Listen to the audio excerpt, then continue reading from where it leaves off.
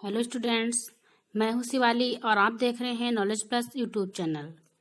तो आज हम आपके लिए लेके आए हैं 12th क्लास की इंग्लिश में प्रोज के अंतर्गत 4th chapter the home coming से related important short questions and answers. तो चलिए डिस्कस करते हैं और आई होप आपको पसंद आएंगे। और अगर आपने अभी तक हमारे चैनल को सब्सक्राइब नहीं किया है तो अभी सब्सक्राइब कर लीजिए और पास में बेल आइकन होगा उसे भी प्रेस कर लीजिए ताकि आने वाली वीडियो आपको सबसे पहले मिल जाए। ठीक है, अभी स्टार्ट करते हैं।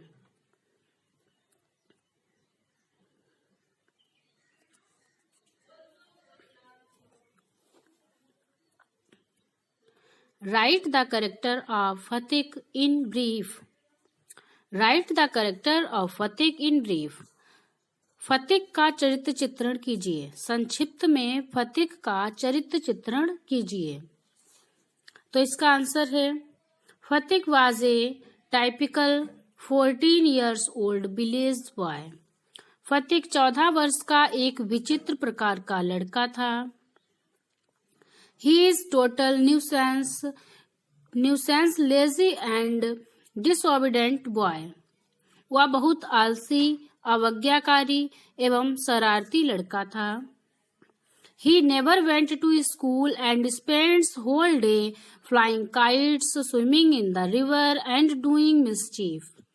वह अपना पूरा समय दिन भर पतंग उड़ाने, नदी में तैरने तथा दुष्टतापूर्ण कार्यों में व्यतीत करता था और वह कभी स्कूल नहीं जाता था। अब next, What mischief फतिक and his friends decided to do? फतिक और उसके दोस्तों ने क्या शरारत करने की सोची?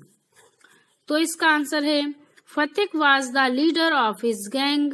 फतिक अपने दल का सरदार था। फतिक अपने दल का सरदार था। One day in new mischief got into his head. एक दिन उसके दिमाग में शरारत सूझी। There was a long lying on the mud flat of the river. और एक दिन एक लकड़ी का लट्ठा नदी के पास मिट्टी में पड़ा था। He and his friends decided to shift the log from its place and roll it away. उसने और उसके दोस्तों ने निश्चय किया कि उसको उसके स्थान से लुढ़का कर नदी में डाल दें। Its owner will be angry and they will enjoy the fun. तो क्या होगा कि जो लट्ठे का मालिक है इस कार्य को देखकर बहुत नाराज होगा, बहुत क्रोधित होगा और हम सभी को इस मजाक का बहुत आनंद आएगा। अब next, how did Makhan spoil the fun? Makhan ने मजाक को कैसे खराब किया? तो इसका आंसर है As Fatik and his friends decided to roll away the log for fun. तो क्या था, जैसे ही फतिक और उसके दोस्त लकड़ी के लट्ठे को लुढ़काने का मन बना रहे थे, they were ready to perform it. मतलब कि वो उसको लुढ़काने का मन बना रहे थे। But before the fun starts, it was spoiled by Fatik's brother Makhan. He quietly came and sat down on the log without uttering a word and hence not letting the boys roll the log.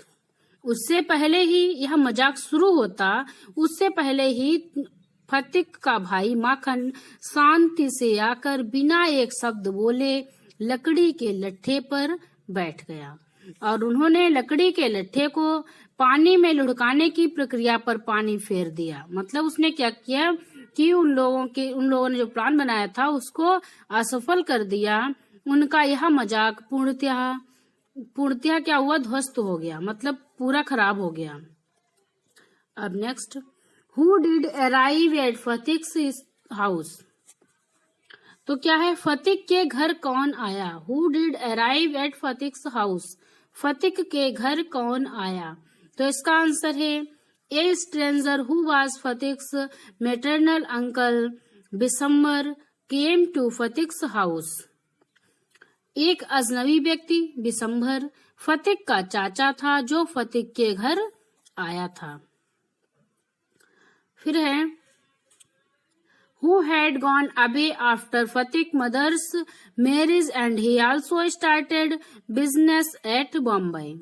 तो क्या था, वह फतिक की माँ के विवाह के बाद, शादी के बाद चला गया था और उसके चाचा ने मुंबई में, मतलब बिशंभर ने मुंबई में अपना कारोबार शुरू कर दिया था। अब next, why did Fatik go to Calcutta. Fatik Calcutta क्यों गया था? तो इसका आंसर है Fatik was a lazy, disobedient and wild boy. He was regular nuisance and completely out of control of his mother। फतिक एक आलसी, अवज्ञाकारी और जंगली लड़का था। वह सतत शरारती और पूर्णतया अपनी माँ के नियंत्रण के बाहर था, मतलब वह किसी का कहना नहीं सुनता था। His uncle who had been to his sister's house from Calcutta wanted to take फतिक to Calcutta।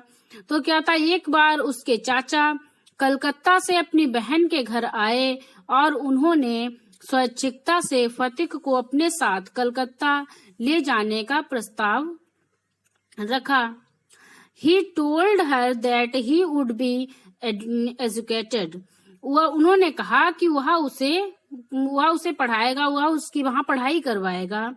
So he went to Calcutta expecting a new glorious life there। इसलिए वह उज्जवल भविष्य की आशा से कलकत्ता गया था। इसीलिए फतिक अपने चाचा या ऐसे कहीं अपने मामा के साथ कलकत्ता गया था। अब next, Why did Fatik unhappy in Calcutta. Fatik जो था वो कलकत्ता में खुश क्यों नहीं था?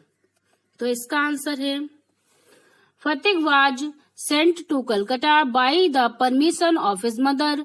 She hoped that he would get good education and be happy there. Fatik को उसकी माँ ने कलकत्ता भेजा था इस आशा में कि वहाँ उसे अच्छी शिक्षा प्राप्त होगी। Fatik too have the same opinion but his aunt did not show him any love. Fatik का भी यही सोचना था, मतलब फतिक को भी ऐसा ही लगता था कि वो कलकत्ता जाके उसे वहाँ अच्छी शिक्षा मिलेगी, लेकिन उसकी चाची या उसकी मामी जो थी उसकी गलती पर बहुत निर्दयता पूर्वक व्यवहार करती थी और कभी उसे प्यार नहीं करती थी। She was rude with found fault with him। वह इतनी, मतलब कि वह हमेशा ही उससे गुस्सा रहती थी, नाराज रहती थी और निर्दयता पूर्वक उसकी गलतियां ही ढूंढती रहती थी। और his cousins also made fun of him and used to insult him। और क्या था कि उसके चचेरे भाई उसका मजाक बनाकर अपमान किया करते थे, उसका मजाक बनाते थे और उसका अपमान करते थे। He was the backward in school में वह पिछड़ा लड़का था, मतलब कि वह कमजोर था तो वो स्कूल में पिछड़ा लड़का था। He was beaten mercilessly by the teacher daily. वह अपने शिक्षकों के द्वारा रोज क्रूरता से पिटाई खाता था, मतलब उसकी पिटाई होती थी। और his whole life was miserable and unhappy in Calcutta. और उसका सारा जीवन, उसकी पूरी जिंदगी कलकत्ता में कष्टदायक और दुखी थी। अब next, what happened to Fatik at school. Fatik के साथ स्कूल में क्या हुआ? तो इसका आंसर है Fatik was the most backward and dullest boy in school. तो क्या है, फतिक स्कूल में एक पिछड़ा और भोंदू टाइप का लड़का था। One day he lost his lesson book and unable to learn lesson without book। एक दिन उससे उसकी पाठ्य पुस्तक खो गई और उसके लिए पाठ याद करना असंभव हो गया क्योंकि उसकी बुक खो गई थी। He was beaten mercilessly by the teacher। और उसकी शिक्षक ने उसे निर्दयता से उसकी पिटाई की। और he was insulted by his classmates, वह अपने जो क्लासमेट्स थे, उसके सहपाठी थे, उसके साथ में पढ़ने वाले बच्चे, उनके द्वारा भी वह अपमानित हुआ। These are the trouble faced at school, और इसी तरह की मुश्किलों को उसे स्कूल में सहन करना पड़ता था। इसी तरह की परेशानियों से उसे रोज गुजरना पड़ता था। अब next, why did Fatik run away from school? तो है कि फतिक स्कूल से क्यों भाग गया।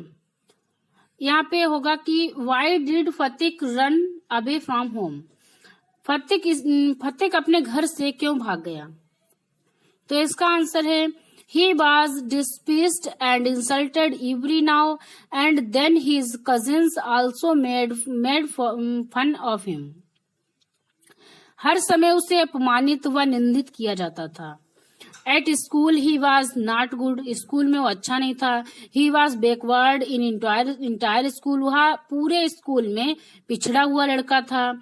His life was miserable in Calcutta, उसकी पूरी जो जिंदगी थी, उसका पूरा जीवन कलकत्ता में दयनीय हो गया था। He was willing to wake his village and also remembered his mother, वह अपने घर जाने की आशा रखता था और अपनी माँ को बहुत याद करता था। One day he fell sick and afraid at such condition.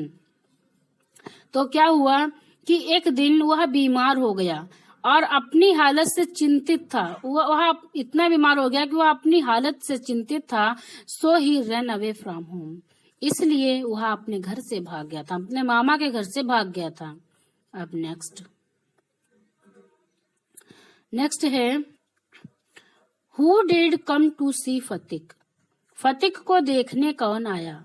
तो इसका आंसर है Fatik was very unhappy at his uncle's house in Calcutta. Fatik Calcutta में अपने चाचा के घर या अपने मामा के घर में बहुत नाखुश था, मतलब खुश नहीं था। He told his uncle he wants to go home to his mother, उसने अपने चाचा से कहा कि वह अपनी माँ के पास जाना चाहता है, अपनी माँ के पास घर जाना चाहता है। He was being assured by his uncle to be sent him when holidays come.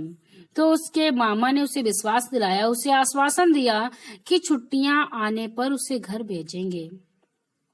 In his delirium, he kept on asking his uncle if holidays had come. बेसुध होकर वह कहता है छुट्टियां आ गई हैं। वह अपने चाचा से कहता है कि छुट्टियां आ गई हैं क्या।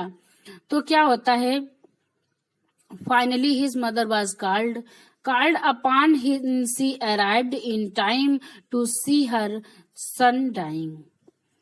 लास्ट में क्या होता है, अंततः उसकी माँ अपने बेटे को मरणासन्न अवस्था में देखने आती है। जब फतिक बिल्कुल लास्ट स्टेज पे आ जाता है, बिल्कुल उसकी हालत बहुत ही बेकार हो जाती है, तब उसकी माँ उससे मिलने आती है। तो यही थे कुछ इम्पोर्टेंट क्वेश्चंस। आई होप आपको पसंद आए होंगे। Thanks for watching. अगर वीडियो पसंद आया हो तो प्लीज़ लाइक कीजिए और हमारे चैनल को सब्सक्राइब कीजिए।